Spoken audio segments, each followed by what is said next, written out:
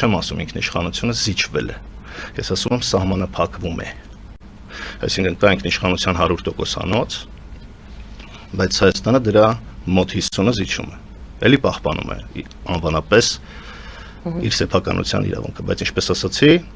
երկաթուղին անցավ, նավթագազ զամուղները անցան, դա համարվելու է ոչ հայկական Հայաստանի հողի վրա, եւ եթե անխոչնդոտ դրանք պետք է լինեն, եւ եթե ինչ-ինչ պատճառներով խոչընդոտվեց, կոպիտ օրինակ բերեմ, էլի չափազանցված ենթադրենք այդ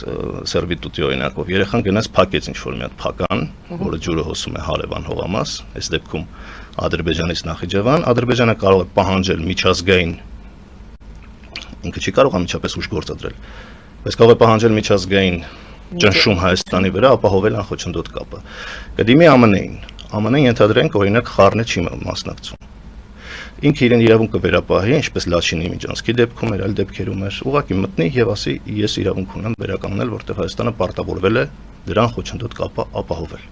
Ես չեմ գրավում Հայաստանի տարածքը, ես ուղղակի գնում եմ այդ անխոչընդոտ կապը ապահովել։ Եվ այդ լեգիտիմ հիմքով ինքը կարող է հետագայում, ես չեմ ասում հիմա, այդ ագրեսիա հիմքերը ստեղծել։ Դա է ականը ռիսկը, որը ես տեսնում եմ եւ ես հորդորում եմ միակողմանի զիջումը Ադրբեջանին հանել հատկապես նոյեմբերի 9-ից հրաժարվելուց հետո։ Նոյեմբերի 9-ից դուք ինչի հրաժարվեցիք։ Որտեւ 9-րդ կետում տեսան Միջանցքի վտանգ, ճիշտ է։